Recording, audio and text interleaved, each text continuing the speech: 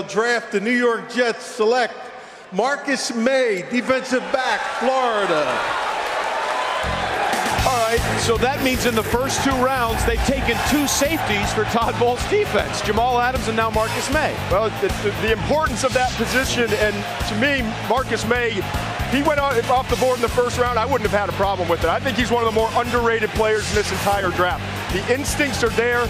I think he does an outstanding job when he's in coverage, getting around guys, making sure that he's not getting picked. Really good closing burst, too. This is a safety at just about 6 foot, 210 pounds, with 4.4 speed.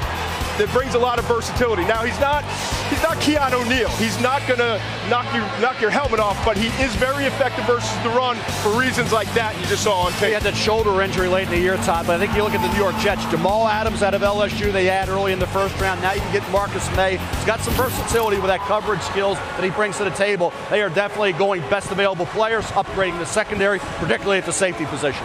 That all sounds great, but at some point they've got to address the fact that you're going to need to score points, which was the problem last year for the New York Jets in a big way. Meanwhile, the Panthers are on the clock next. We'll find out what they do when we come back. Stay with us. With the 40th pick in the 2017 NFL Draft, the Carolina Panthers select Curtis Samuel, wide receiver, Ohio State.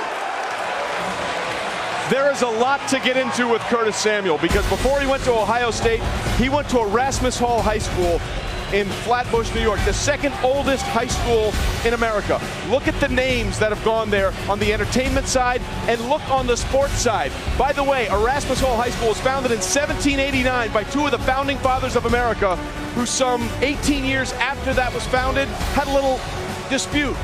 A duel between Aaron Burr and Alexander Hamilton. Curtis Samuel in the 2nd round. He's not throwing away his shot now. What do we think of him as a wide receiver? Story time with Trey has begun. It's impressive. As a wide receiver, this is an interesting pick because remember, Carolina drafted with their first pick, Christian McCaffrey, who's a running back but also can play slot receiver. Curtis Samuel is kind of a slot receiver that also played some running back at Ohio State. This guy is quick, man. He can get off the line with that quickness. He can get vertical.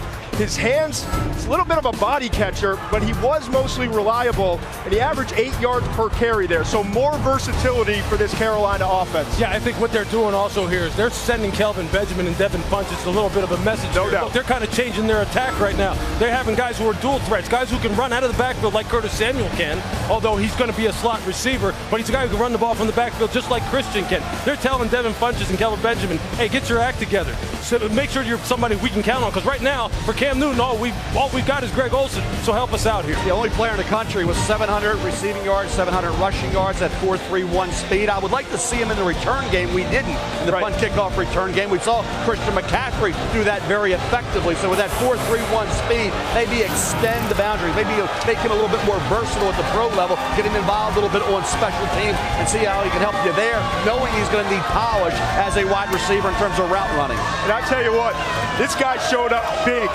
when Ohio State needed him to. That Michigan game, he was that final drive where they scored the touchdown to win when Michigan, it looked like, had that game won. So Curtis Samuel, when the lights are bright, you know you've got a playmaker who's not afraid of going out there and making a big play. Second fastest. With the 41st pick in the 2017 NFL Draft, the Minnesota Vikings select Dalvin Cook, running back, Florida State. Well, another one of those guys that could have potentially gone in the first round. Running back Dalvin Cook out of Florida State. The production was there, guys, for the Seminoles. Career rushing way up there, touchdown totals for the Seminoles way up there, and set an ACC record with almost 118 yards per game. What do we like most about the tape here at Dalvin Cook? He creates yards on his own. I think he's the most explosive back in this draft because of that. Now, he didn't test well, but his play speed, I think, is outstanding.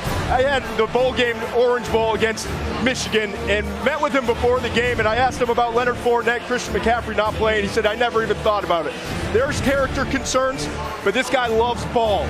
And he shows up big, and he was really, they rode him the last 3 seasons, rushed for over 1,000 yards in each of those 3 seasons, 1,765 rushing yards this past year, 19 touchdowns. big play weapon, Mel. Well, you need some more consistency, Lou. We'll talk about Dalvin Cook with his home run hitting ability, but consistency as a pass blocker lacking. He's got some good and bad on tape. He dropped the catchable ball in a couple games I saw as well. So hands are decent, not great. You think about the ability, though, in a blink to go 75, 80 yards. He can do that, but he needs to be more complete and pay more attention to detail, Lou. I think the profile of the back here is very important when you think about the football team here. Look, last year they only averaged 3.2 yards per rush as a football team. That wasn't because necessarily that the running backs were bad. It's because they had no room to run. They tried to address the offensive line a little bit this year in free agency. They signed Mike Remmers, Riley Reif, but they still need some more help. Look, offensive line did this football team in last year. They needed a shifty lateral back like this who can prevent negative runs and then get it north and south quickly. So his profile fits perfectly for what they need. They still need, though, to create more depth along the offensive line. And you look at it, too. I think one of the big concerns with Dalvin Cook was, does he have too many people in his circle that when he gets more money, more free time, and more fame that are going to drag him down and not be helpful influences? Now you take him from Miami, where he was raised, to Minnesota, where he can get away from all of that. I think Minnesota knows that, and this is a good place for him geographically, in addition to the opportunity to be their starting running back right away. The production was there on tape in college, no question about it.